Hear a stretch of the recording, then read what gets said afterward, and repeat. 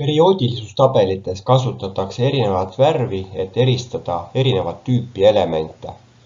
Elemente võib liigitada mitmel alusel, aga üheks kõige tavalisemaks on lähtumine vastavate lihtainete omadustest. Nii võidki sa tavaliselt perioodilisusutabelis näha metallilisi elemente, mittemetallilisi elemente ja väärisgaase.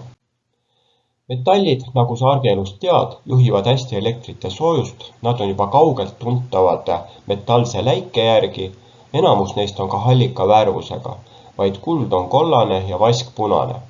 Metallid on plastilised ja hea töödeldavusega. Mittemetallid ei ole metallid, nagu nimigi ütleb, mittemetallid. Nende omadused on vastupidised. Neist enamus ei juhi elektrit, nad juhivad halvasti soojust, neil puudub läige, nad on tahkelt haprad ja mitte töödeldavad ning nad võivad olla väga erinevate värvustega. Mis on aga lihtainete liigitamise keemiliseks aluseks? Metallid on sellised elemendid, mis keemilistes reaktsioonides loovutavad elektrone. Mittemetallid seevastu tavaliselt liidavad, kuigi võivad ka loovutada elektrone. Ja väärisgaasid ei liida ega loovuta reaktsioonides elektrone. Kui vaadata perioodilisuustabelisse, siis sealt võib leida kokku umbes 90 looduses esinevat elementi. Ülejäänud on tehiselemendid. Samas aga tuntakse umbes 400 lihtainet. Kuidas saab see olla võimalik, et lihtaineid on rohkem kui elemente? See on võimalik sellepärast, et üks element võib moodustada mitu erinevat lihtainet, millel on erinev molekuli koostis või kristalli ehitus ja seetõttu ka erinevad omadused. Näiteks õhus olevat hapnikku, mida sa sisse hingad, sisaldab ühes molekulis 2 hapnikuaatomit, samas me tunneme ka teist hapnikku, allotroopi, kus ühes molekulis on 3 hapnikuaatomit, see on osoon.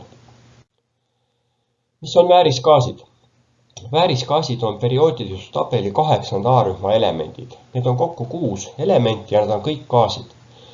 Vahel paigutatakse nad ka mittemetallide hulka, aga see ei ole keemilises mõttes õige, sest väärisgaasid ei liida ega loovuta elektrone. Nagu nimigi ütleb, on nad gaasid ja looduses me leiame neid vähesel määral atmosfääris. Kasutatakse neid inertse ehk mitte reageeriva keskkonna loomiseks. Miks nad ei reageeri teiste ainetega? Põhjus on selles, et nende väline elektronkiht on elektronidega täielikult täidetud ja see annab neile suure püsivuse. Väliskihil on neil kõigil 8 elektroni, heeliumil 2, sest tal on ainult üks kiht, esimene kiht, kuhu mahubki 2 elektroni. Ja tegelikult on püsiva elektronidega täielikult täidetud väliskihi saavutamine reaktsioonides kõigi aatomite eesmärgiks, aga sellest edaspidi. Metallidest on ilmselt kõige tähtsam ja tuntum raud. Raud on inimkonnale oluline metall nii tööriistade kui relvade valmistamiseks juba ammustest aegadest. Rauda toodetakse ka kõige rohkem. Alumiinium on suhteliselt kerge metall, aga ta on ka üsna pehme, nii et rohkem me kasutame teda sulamitena. Lisaks tarbeesemetele kohtame alumiiniumit igal hommikul, kui sa peeglisse vaatad. Nimelt peegli tagakülg on kaetud alumiiniumikihiga. Pehmuse tõttu saab alumiiniumist valmistada ka näiteks fooliumi. Vask on tuntava punaka tooni järgi ja kuna vask juhib väga hästi elektrit ja soojust, siis valmistatakse temast elektrijuhtmeid, aga ka näiteks autoradiaatoreid. Tina on suhteliselt madala sulamistemperatuuriga metall, mis on ammust aega tuntud pronksi komponendina. Pronks nimelt koosneb vasest ja tinast, aga tänapäeval ehk rohkem kohtame tina joodisena. Joodis on siis see metall, millega ühendatakse näiteks arvutites või telefonides või telekates montaažiplaadil erinevaid detaile. Need ongi siis need hõbedased tilgakesed. Naatrium on üks näide väga aktiivsest metallist. Ta kuulub esimesse A-rühma ja kõik esimese A-rühma metallid on keemiliselt väga aktiivsed. Nad on tavatingimustel ebapüsivad ja seetõttu hoitakse neid õli sees. Lihtainena neid eriti tavaelus kasutada ei saa. Huvitav metall on elav hõbe. See on ainukene toatemperatuuril vedelmetall ja seetõttu on teda kasutatud pikka aega erinevates mõõteriistades, näiteks termomeetrites.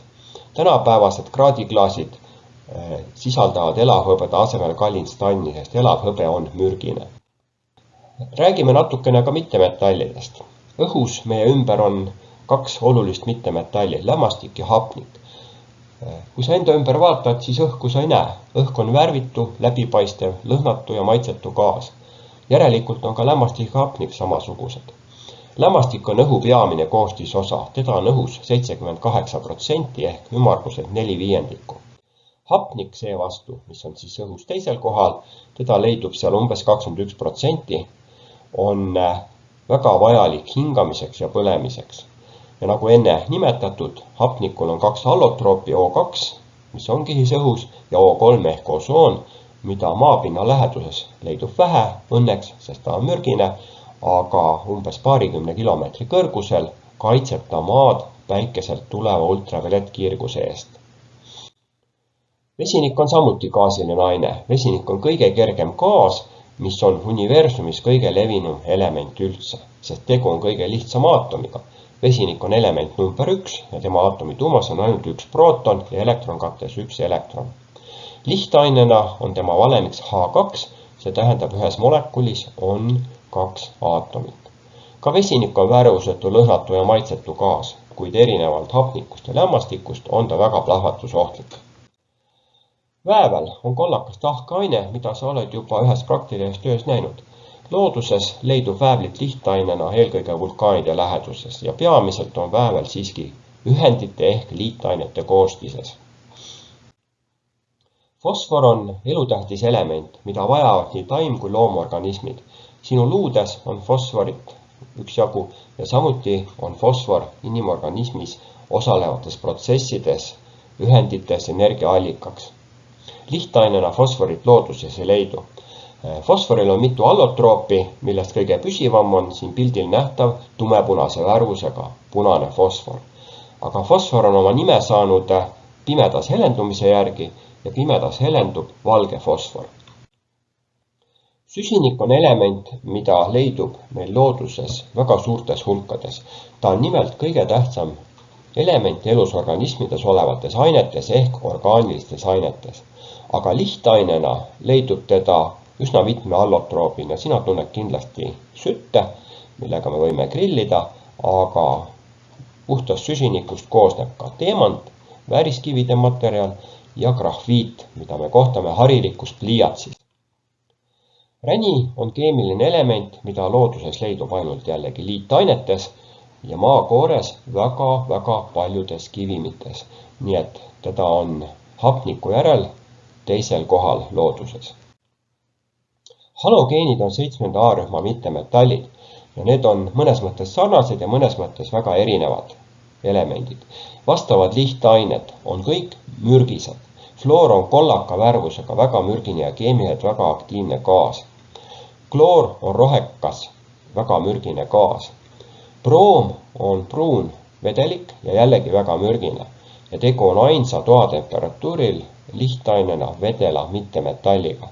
Nii et üks metall, elavhõbe ja üks mittemetall, broom, on toatemperatuuril vedelad lihtained. Halogeenide hulka kuulub ka jood, mis on hoopis must ja sall mürgine tahkeaine, mis kergesti aurustub ja mille aurud on lilla värvusega.